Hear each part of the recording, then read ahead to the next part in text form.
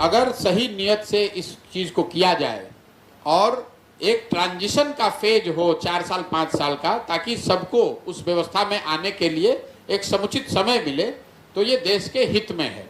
ऐसा इसलिए कि सबसे पहले तो ये देश में पहले लागू था 17-18 साल तक। दूसरा, भारत जैसे बड़े देश में, मैं खुद इलेक्शन से जुड़ा रहा हूं, हर साल 25% भारत का हिस्सा करीब करीब वोट करता है। तो पूरे टाइम सरकार चलाने वाले लोग जो हैं वो इसी चक्र में फंसे रहते हैं, आज यहाँ इलेक्शन, आज वहाँ इलेक्शन।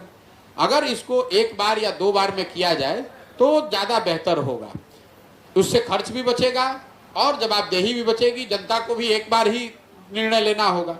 अब लेकिन चूंकि ये व्यवस्था 67 के बाद से करीब करीब 50 वर्षों से बन गई है, इसको ओवरनाइट अगर आप ट्रांजिशन करेंगे तो उसमें दिक्कत आ सकती है। तो अभी सरकार शायद बिल ला रही है, जैसा आप मीडिया बंधु बता रहे हैं, बिल को आने दीजिए। अगर सरकार की नीयत सही में ठीक है तो इस चीज को होना चाहिए, होने से देश को फायदा है। लेकिन मैं फिर इस पे एक क्वेश्चन जरूर डालूंगा। मान लीजिए कि आप अपराध आतंकवाद निरोधक कोई कानून लाते हैं, तो कानून लाना तो अच्छी बात है, आप आतंकवाद रुकना चाहिए, उसके खिलाफ कार्रवाई होनी चाहिए। लेकिन उस कानून का उपयोग अगर आप किसी वर्ग विशेष या समाज विशेष को प्रताड़ित करने के लिए करते हैं तो उसका तो इसलिए वो जस्टिफाइड नहीं है। तो किस नीयत से सरकार ला रही है और कितने साफगोई से, ईमानदारी से इसको लागू कर रहे हैं, इस पर निर्भर करता है। लेकिन मूलतः इलेक्शन हर रोज ना हो, हर साल ना होकर अगर एक बार में या 2 बार में होंगे तो उससे देश का, समाज का आर्थिक, सामाजिक, राजनीतिक फायदा है। ये चुनाव को खत्म करने की प्रक्रिया जो है, इसकी कवायद शुरू कर दी गई है। आरएसएस, बीजेपी पहले से ही चाहता था कि भाई संविधान को खत्म करो, लोकतंत्र को खत्म करो, और ये गैर संवैधानिक काम जो है, परंपरा जो है, शुरुआत इसकी हो गई है।